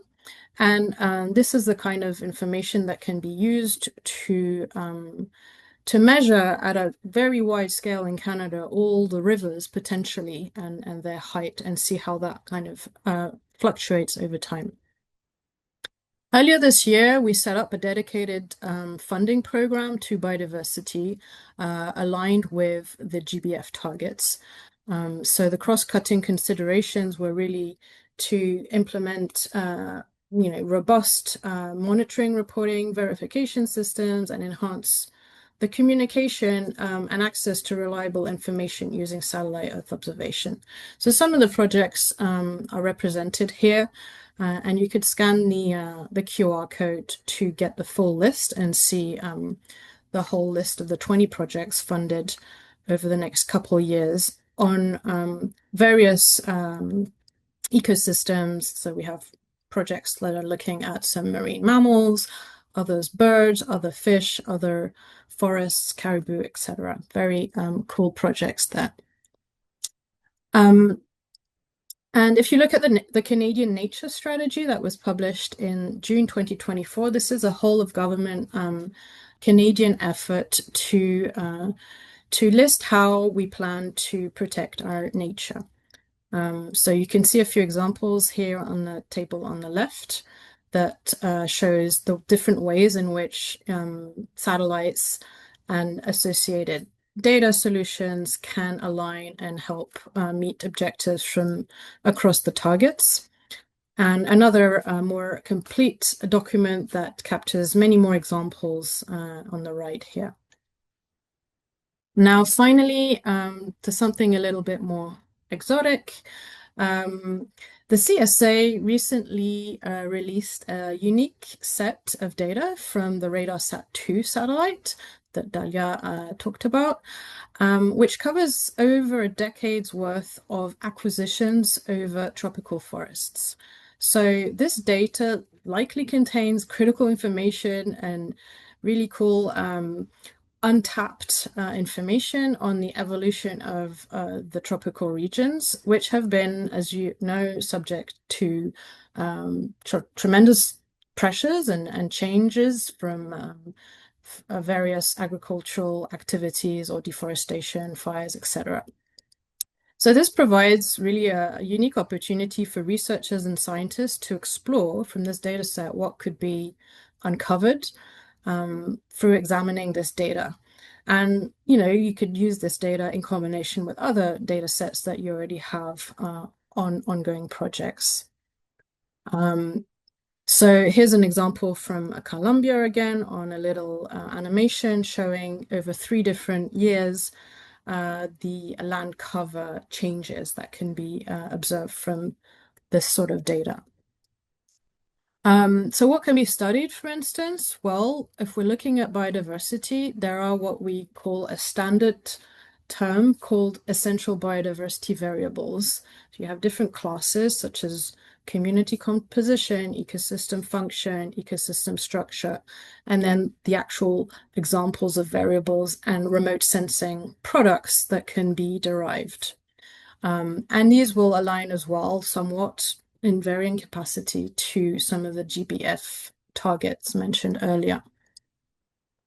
So my last slide here is really to invite you to take a look at the application process. If you are interested in looking into this RadarSat-2 tropical data set, anyone from around the world is encouraged to apply to eventually access the data at no cost.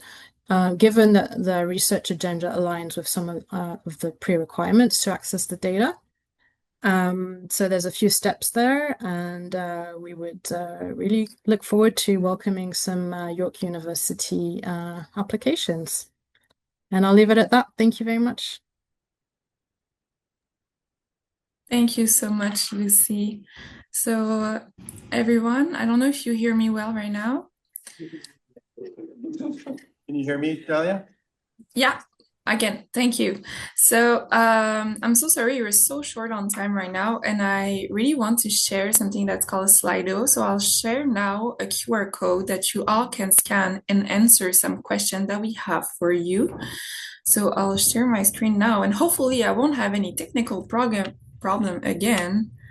I just need to get out of, oh my God.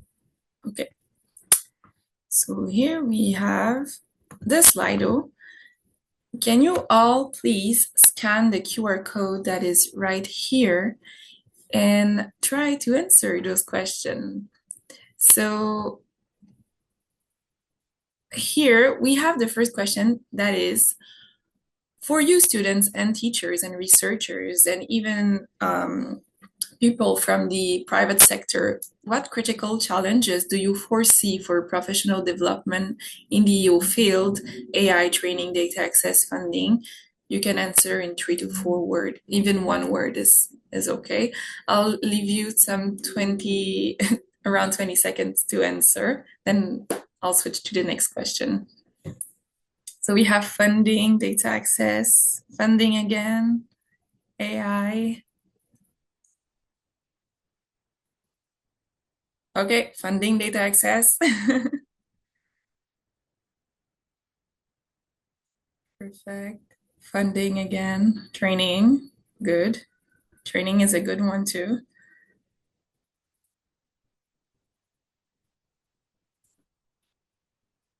All right. I'll leave 15 more seconds. AI training, communication, classroom application for my students. Yes, perfect. Okay. So I'll stop for that question and I'll proceed to the next one. Thank you so much for your answers. It's very appreciated.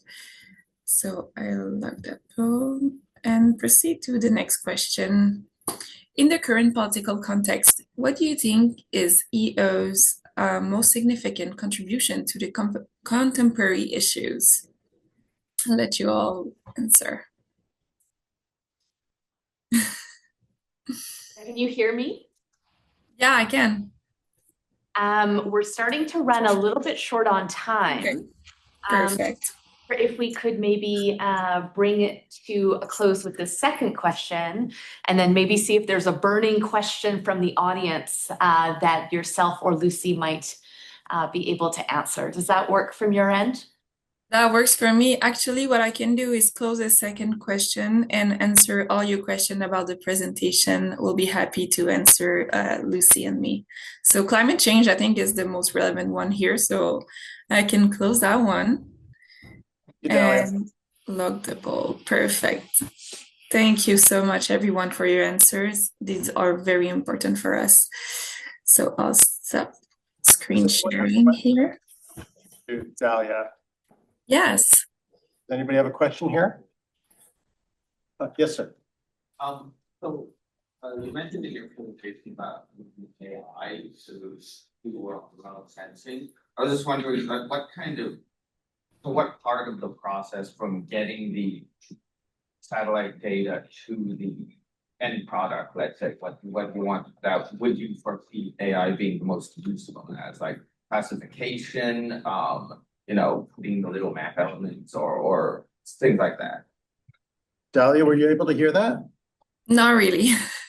So I think where the question was like end to end, where does AI play the biggest role in satellite imaging? Is that a close enough? Yeah. Like in terms of from sensing all the way to analysis, where do you see AI playing the biggest role? Actually, AI play a big role in every step of it. From it doesn't really play a big role with the acquisition, but it can. But once you have your satellite images and you're ready to process them, then AI can play a big role in it. And it's a case by case. So if sometimes you don't really need AI to process images, we've been doing it for years and years, and it's not a big issue. AI, I think it just really buys you time, but that is in my perspective.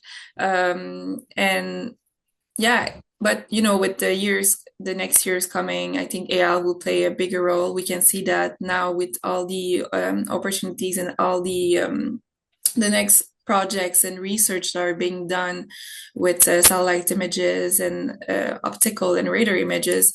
We can see that AI is used a lot, and I think that we have to get used to it, and we have to take it in the right way. It's nice to have these opportunities to buy time. With AI, you can process more images faster and sometimes even better. So AI plays a big role in processing. For the acquisition on the satellite side, it's another deal. It's not like processing images. So I don't know if that answers your question. Thank you. I got a nod. Thank you, Dahlia. Perfect. So the camera follow me. Great. Thank you, Tim. And thank you to Lucy and Dahlia from the Canadian Space Agency. Please join me in offering a round of applause.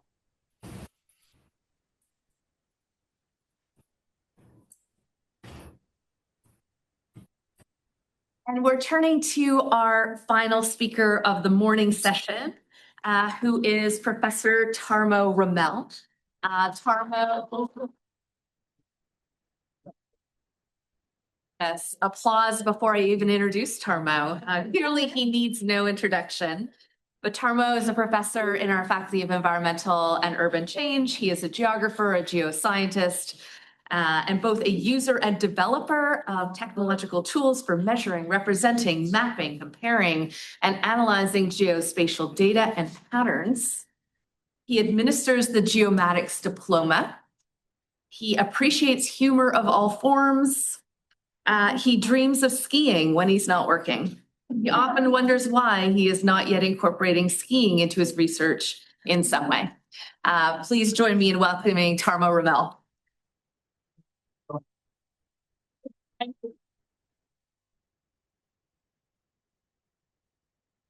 That's an introduction.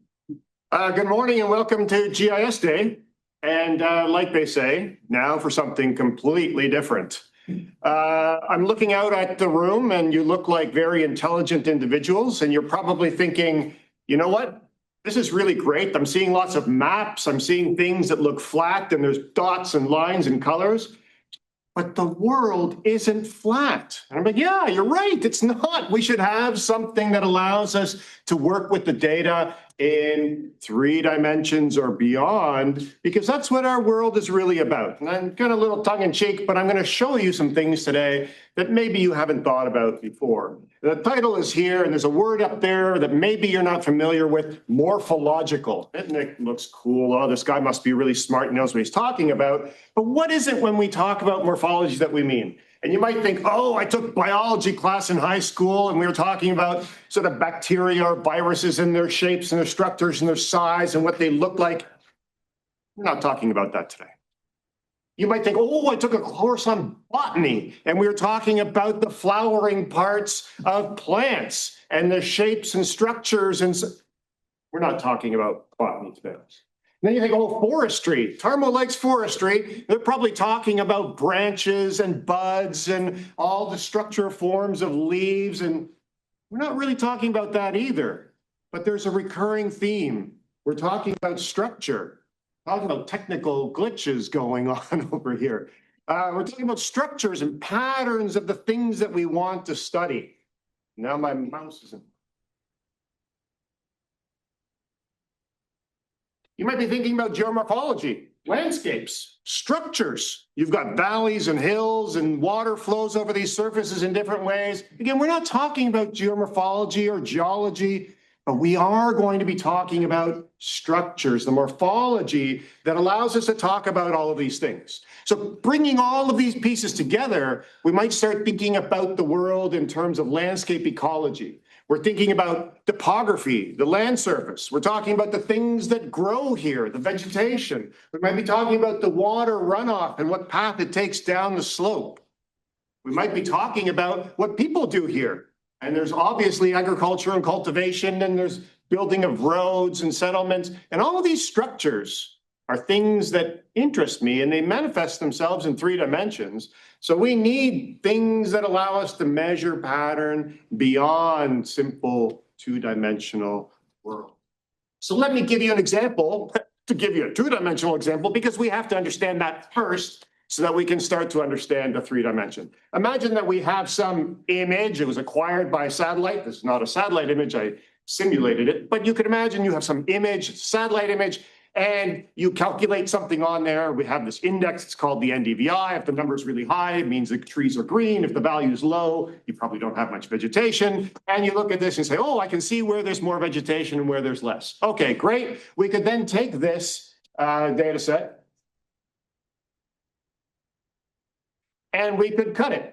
And we could say, if your index value is low, we're going to make you black. And if it's high, we're going to make you white. So if you're white, you're probably a forested pixel. And if you're black, you're not.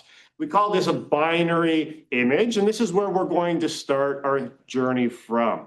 Okay, so we've taken satellite data. We might have a 2-dimensional case. Well, in 2-dimensional case, when we do this, we usually have one of those classes is the class of interest, and the other one is everything else. So there's an example coming from software that does what I'm going to shortly show you in 3D, does this in 2-dimensional case. We have 2 categories. We call one the foreground and one the background. And that's kind of a little bit awkward to think about. So let's call it forest and not forest. We have pixels that have trees in them, and we have pixels that don't. And what we have is all the dark pixels here are the class of interest, and the white is the background. And the software runs through and it looks at each cell and it figures out its structure. Where in the big structure does it fit? And how can I label it in a way that gives it some intuitive meaning? So the software runs through and it assigns a color or a label to each cell based on its morphological class. And it does lots more than this, but generally these are the key 7 or 8 classes that we're interested in. Anything that's colored in green is considered a core. These are cells that are internal to the area of interest. So you've got these big forests. These are the ones that are inside the forests. And the ones that are black are surrounding the outside. They call them the edge pixels. And you might have a hole inside the forest where there might be a clearing. Well, there's an edge on the inside of the forest patch. We call that a perforation. And there are other classes here, but they're intuitive. When I say that over time, the core increased or decreased, or the edges increased or decreased, you can visualize what that might look like. You can measure that. You can see how often it happens. But it's all 2-dimensional. So we're going to extend this into 3 dimensions. So imagine instead of having an image of pixels, you now have a volume of what we call voxels. A voxel is just a pixel with volume. That's where the V comes from. But it's like taking a pixel and making it now represent a space or a volume rather than just a flat surface. And now let's do the same thing for all of the voxels in this space and say, which of these voxels are inside the thing of interest and which ones form the edge of the interest and so on. And we needed an entire new way of thinking about how to do this. But we can do this on something that's even more interesting is instead of having that 3rd dimension be volume, it could be time. So we might have 2-dimensional data and then we put more 2-dimensional data on top from different time periods. And now we have this volume that represents horizontal space through time. And we can do the same kind of analysis with morphology, looking at space and time connections using what I'm going to show you. What we needed was new terminology. So the traditional list on the left here is the 2-dimensional case. And what I did was I created new terms on the right-hand table that are the corresponding three-dimensional equivalents. We use the same colors, but we use caps and we use sentence case so that you know if you see something that's all in caps, ooh, this must be the three-dimensional case, but the labels and the words are again intuitive. So if you think about background, we call this the outside. You're either inside or you're outside, or you're the item of interest or you're not. If you're the core, these are the central cells that form the feature of interest. Over here, we call it the mass. So things like skin, crumb, circuits, antennas, bonds. These are all labels that we give to individual voxels. I'm telling the dean I'm going to take more time. So in 3D, the problem is it's hard to see things. So if we explode that volume out a little bit bigger, this one cell in the middle here might be the mass that we're interested in. But if we group everything together, you don't see it. So 3D is hard for visualization because it's not quite so obvious. And drawing it in semi-transparent doesn't help so much. It's much easier when we can start to sort of move things around. So we have this whole series of tools that take the volume and it performs the calculations by taking all of those voxels and we shift them around and we figure out which other voxels our voxels of interest make neighbors with. And then we record all of that using graph theory, and we track long strings of numbers, and then we start to classify each of these little nodes in that network into these individual categories. We can talk about all of this over lunch if you want to know more of the details. But what I want to show you is the animation of what this might look like. So if we have these voxels, they're easier to visualize in space. The first thing I notice here is that you've got this big cluster of cells, another cluster of cells, and they seem to be connected. But then there are these ones that are separate off to the side, and we need to separate those and handle them individually. So what we do is we take our original data, we figure out where are the discrete groups of pixels, and then we start to say, well, which ones are mass? Which ones form the outer skin of those mass? Where are the holes or the voids within that mass? Where are the individual pieces that are scattered around that are not large enough to actually have a skin around them? And we keep going and looking at things like antennas, things that protrude out from these masses but don't actually have any width or don't go anywhere. We've got circuits that loop back in on themselves. And we get down to what we call bonds, which connect big masses to other masses. So all of these categories, when we piece them together, we get something that looks like this, which again, is much easier to look at when it's moving.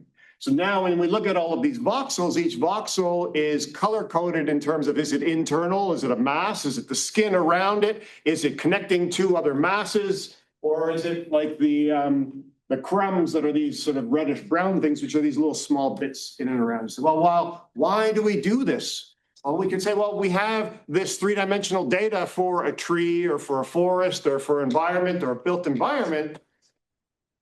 How did it change? Which elements in that space have been modified? And we're doing this through change, through time, and looking at how do forest fires and forest harvesting sites recover with time? And we just had a meeting last week at Queen's University in Kingston, and we're working with detecting forest roads. And you think, wow, finding roads is easy, but not when there's a tree canopy that closes in. But if you've got a vehicle that can go through the tunnel, it might be that using these voids will allow us to connect the uncertainty in terms of where the roads are that we can map.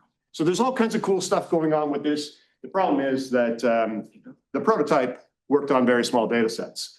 And because it worked on very small data sets, it wasn't really usable by too many people. Although the code is free and anybody can use it, I have a master's student who's now rewritten all of this code in Python, and it's going to be available on GitHub. So if you're looking at using this, you too can do morphological analysis. So if you have any interest, if you have any questions, there's my email address. Fire me an email. I'm happy to talk to you. I'd be happy to send you this paper if you feel like you want to read something before you fall asleep at night. I've got that to share that with you as well.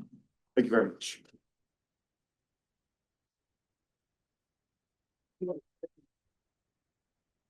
We have time for one or two quick questions for Tarmo. I would have spoken longer. Oh, I'm sorry. Or you can join him for lunch. You can email him. Thank you very much, Taro. And this brings us to the end of our morning here at GIS Day.